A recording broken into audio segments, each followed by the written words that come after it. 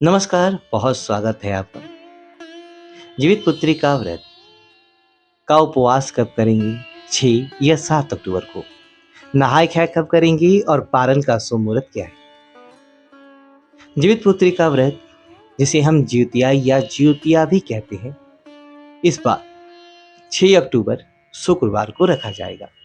चूंकि यह व्रत बहुत कठिन व्रतों में से एक है और माताएं अपनी संतान की खुशहाली और उनकी लंबी उम्र के लिए इस दिन व्रत रखती है। हर साल ज्योतिया व्रत आश्विन माह की कृष्ण पक्ष की अष्टमी तिथि को रखा जाता है और इस साल जितिया व्रत 6 अक्टूबर को रखा जाएगा। इस दिन माताएं जितिया व्रत रखकर संतान की दीर्घायु की कामना करेंगी और इस व्रत के पुण्य प्रताप से संतान तेजस्वी मेधावी होता है, माता पिता का नाम रोशन करने वाला। और जितिया व्रत पर दुर्लभ से समित योग, कई शुभ संयोग भी इस बार बने हुए हैं। इस योग में भगवान शिव की पूजा करने से व्रती को अमोघ फल की प्राप्ति होगी।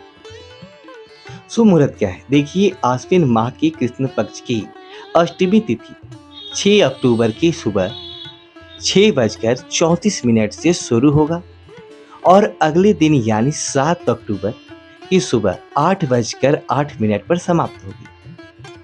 सनातन धर्म में उदय तिथि मान है, अतः 6 अक्टूबर को ज्योतिया व्रत मनाया जाएगा। ज्योतिया व्रत 5 अक्टूबर से शुरू होकर 7 अक्टूबर तक चलेगा।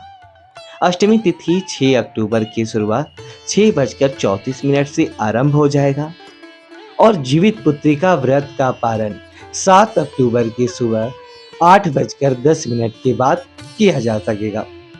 यानी कि आप 6 अक्टूबर को व्रत रखेंगे और 7 अक्टूबर की सुबह 8:10 के बाद आप व्रत का पालन कर लेंगे।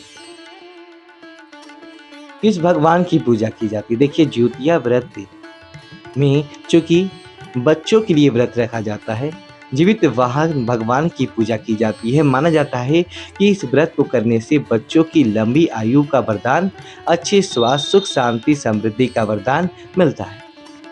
क्या चढ़ाया जाता है? देखिए, आश्विन माह के कृष्ण पक्ष की अष्टमी तिथि को प्रदोष काल में महिलाएं भगवान जीवित वाहन की पूजा करते हैं। जीवित वाहन की उस निर्मित प्रतिमा को धूप, दीप, अक्षत, पुष्प, फल अर्पित करके पूजा की जाती है। मिट्टी और गाय के गोबर से सियारी और चीलों की प्रतिमा बनाई जाती है।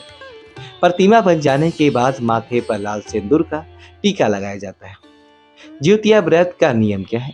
देखिए, सबसे पहले तो सूर्योदय से पहले जाकर स्नान करें, पूजा करें और जिस दिन आपको नहाय खाए करेंगे उस दिन एक ही बार भोजन किया जाएगा और उसके बाद निर्जला व्रत इसलिए रखा जाता है। अगले दिन सुबह सुबह स्नान के बाद पूजा पाठ करेंगे, निर्जल व्रत रखेंगे और अगले दिन पारण करेंगे।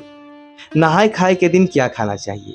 इस दिन बिना कुछ खाए पिए या सिर्फ पानी या नारियल का पानी का सेवन कर उपवास रखा जाता है और शाम के समय पूजा कर मरुआ की लिट्टी, गेहूं के आटे, तीखू, पिठी, देसी मटर की झिंगली और इस सब्जी, औले की सब्जी, नूनी साग, कोई साग के पकौड़े का सेवन, की सबले की सब्जी, खीरे का रायता, तमाम व्यंजन इस दिन खाए जाते हैं नहाय खाए के दिन।